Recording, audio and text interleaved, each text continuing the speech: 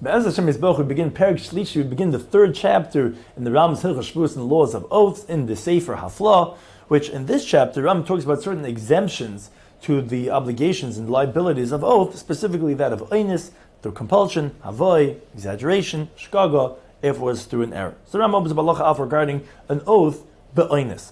So Rambam says, "Kol nish b'shvu ma'arba min shvois elu ba'einis." So let's say someone takes one of these four types of oath that we said in Perek Aleph, the four types of oath, shvuos bitur, shvuos shav, shvuos pekad, shvuos edus. He does it through compulsion, which is something that is beyond his consent.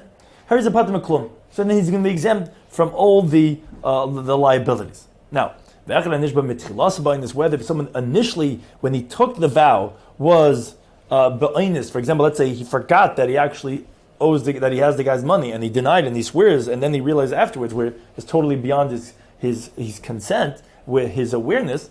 Like we explained in Perek Halacha Yud, or no, he took an oath, venenis, and then he had the einis, meaning so let's say he swore to do something, and then some external force, other people, didn't allow him to fulfill his oath, which was an einis, or he should be honest, or let's say someone forced him to take the oath.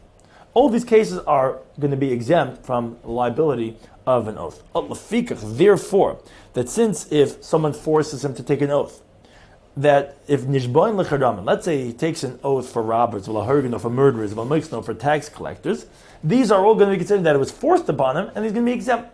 Now, halacha based, Rambam qualifies this last category based on regarding which tax collectors did we say this, that it's considered like a force, and that he's not going to be obligated in that shvua, is regarding a tax collector that stands up on his own, meaning he collects money without the permission of the king of the country.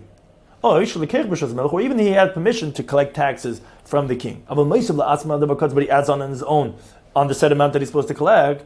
Like the Rambam explained in the laws of theft, in Perek Halacha and Aleph, that then one is not obligated to that tax collector, and moreover, that if he has to swear to that tax collector, he's not obligated for that because it's considered shvu b'einis. Now, but says Rambam, but the one who's swearing because he's being compelled to, he has to that lias kavanasi beliba be'esa shvu, that his intent should be in his heart when he's taking the oath, l'dava hapoitre, for something that exempts him. For example, let's say he's swearing to the murderer or whoever it is that he's not going to eat meat today. He should have in mind that he's not going to eat meat in general. He should have in mind that he's not going to eat today. As Rambam is going to explain this shortly. Now, although these words, so to speak, are in his heart, and in Varm we said that they're not considered words, you have to utter it. But since he can't utter it with his lips because of this person who is forcing him, in this case you could rely on the words that are in his heart that he's thinking as he's saying it. As Rambam says in Halacha Dal Ketzah Haso, let's say he swears to someone that's a ruffian, someone that's a strong arm person. He swears that, I'm not going to eat meat. In other words, the person that's the extortionist or whatever it is says, swear to me that this meat is forbidden to you if you have something with you. Because he wants to say, do you really have a safe? Do you have something? And he knows that the Jew is going to keep the oath. So he swears that, no, I swear if I had something, I'm not going to eat meat ever again. Well, believe in his heart, he has in mind that I'm just not going to eat today. Or I'm not going to eat swine meat. Again, he's going to be permitted to eat meat, because, first of all, he's being forced, and moreover, together with the idea of Dvarim Shebalev, in this situation where I said meat, but I had in mind chazra meat, or I had in mind only today. And therefore he's going to be permitted to eat meat, or anything similar to like this, which it was forced, a person's going to be exempt. Now, Allah the Rambam continues with the next type of exemption, that of an exaggeration, of guzma. As Rambam says, Shvuos havai, an oath of exaggeration, or of error, pataleim, that the one who took the oath is going to be exempt, which he's going to be exempt from a carbon and from lashes. As Rambam explains, Shvuos havai ketza. What's the case of an oath of exaggeration? Let's say so large armies, or a large wall. I saw the armies of that king. And they were like the amount of people that left Egypt. Or he says, "V'sharisi chemes ir plainis." I said, I saw the wall of that city, gavoy ad l'rukia, that was high up until the sky.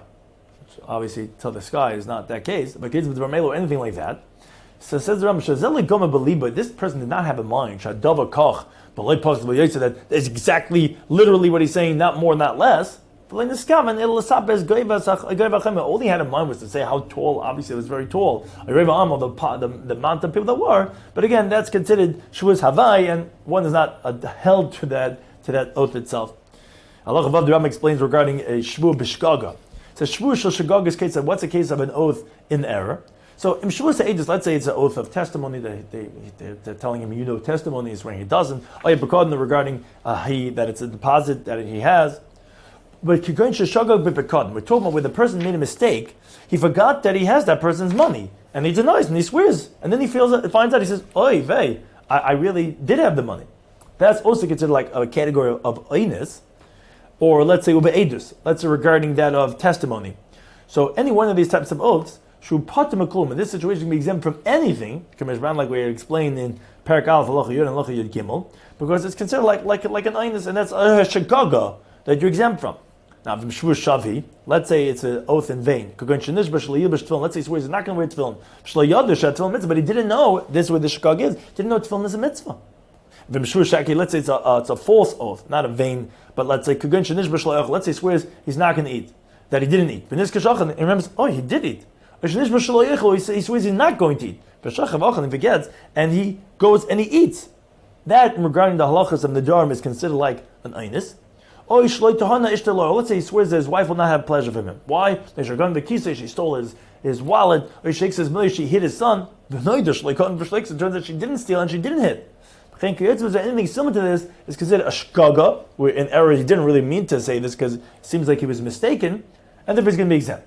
So in Halacha Zayin says Rambam, if that's the case, that you're telling me that if you swear by mistake you're exempt, so Ezehu Shigagas Shavuos Bita, then what's the error of an oath of utterances? Shachiyam alav carbon oil yard l'shavah, that you're liable for carbon of oil yard in the past tense when you quote unquote did it by mistake. Because in contrast, that's just speaking Shavuos Bita, Shigas Shavuos Hapekod, and Shavuos Ha'edus, that you chayv a carbon. That we said is going to be in those situations, and Shigas Shavuos Shav, there's no carbon at all. But how do you have a shgaga specifically of Shavuos Bita, which that's the case that you chayiv a carbon? Says the Rambam, that's kagin shenish b'shlei achal. That's where he swears he didn't eat v'yidei shachal, and he knows he ate. V'sheshvur shekes shenish basu, and he knows that this is false, that it's false for him to swear. But he did not know that he's going to be liable to carbon. This is the error. That he's going to be liable to carbon for an oath for the past tense, where that he knows that there's a negative prohibition, but however he didn't know that this is going to be liable to carbon. That's what we're saying, that's unique by the Shvuos Bitu, which only has a negative prohibition, does not have a punishment of karas. That there everyone agrees that a shagaga of carbon, although generally that's not the qualifier of a shagaga. In this case, the shagaga of carbon is what makes it into a shagaga. And what's the type of a mistake that's going to make you liable for a carbon regarding the future tense? Where, let's say if he swears that he's not going to eat and he forgets and he does eat, which Rambam said is going to be exempt from a carbon. So when are you going to be chayiv for a carbon? Let's say he swears that he's not going to eat wheat bread, and he makes a mistake, and he imagines, he thinks, he thinks, I swore that I'm going to eat wheat bread. And he eats it. Where it's alluded to him the oath exactly how he took it, but he remembers the object that he swore. That's considered an error in regarding to an oath of utterance for the future, that he would be liable for that of a carbon. Because again, like we said, but if let's say he forgot that he ate, that's considered an oinus, and therefore it has to be such a type of a case that would be considered as a shkaga to be chayiv for the carbon that will be yard. Halakha says, let's say avalam nishba, let's say he swears shlo yochel paschim, that he's not going to eat wheat bread. Now he's eating the wheat bread thinking that it's barley bread. Or he's on the sabbat again, he's considered an oinus, it's something that's beyond his control. Upat is going to be exempt. It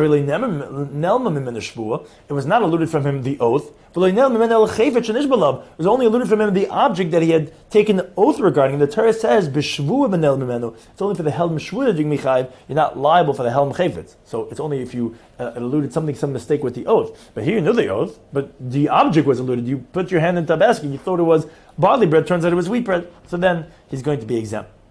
Halacha Yud says, let's say it's alluded from him exactly how was the oath.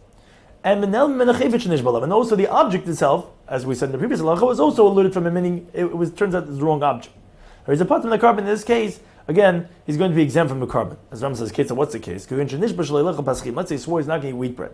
Now he thought that he made an oath that he will eat the wheat bread. So again, that's the case that we mentioned in halacha ches, that generally you are chayav a carbon, but you also have what he said in halacha tes. Now when he was eating the wheat bread, he thought it was really barley bread. So he has both. He's alluding the shvu, which generally you're chayav for. He also helm chayvetz, which usually pater for. In that case, as Rambam, he's a pater. That's still going to be considered like his oinus, because ultimately he didn't even know what he's taking out of that. He thought it was wheat bread, barley bread. Turns out it was wheat bread, and therefore pater. Therefore, it's going to be exempt. Says the Rambam, let's say he swears regarding a loaf of bread, he's not going to eat it. But the star love, now he's in pain regarding that he can't eat it. And he eats it because of the pain that he's in. Now he's mistaken. He imagined, he thought, must be I'm permitted to eat it because of the pain that he's in. So he's a patim carbon. Here he's going to be, this also included in these shvuos shagaga.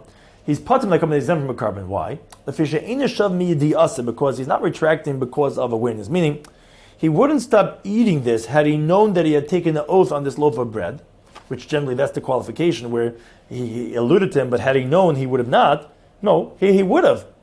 Because Eliyada Shasuri, he knew it's forbidden, but he ate it in error because he thought that, the laws of oath doesn't apply if I'm in pain and they really feel like I need to eat it. And that's why he's exempt from a carbon, because he would not have retracted had he known that's forbidden, because he knows it's forbidden. It's only when, had he known, this was an oath, and he realized he made a mistake, then he's chayav. But although he's not going to be chayav for a carbon, but there definitely is an isser in eating this, because he's not really an honest, it's really a mistake. But we're saying, regarding the halacha of the carbon, that we're saying for this shgaga, he's going to be exempt because he would not be chayzer midiyasai. If he knew about it, he wouldn't retract. He thought that you're allowed to, and therefore that would be a case that this error would make him exempt from a carbon.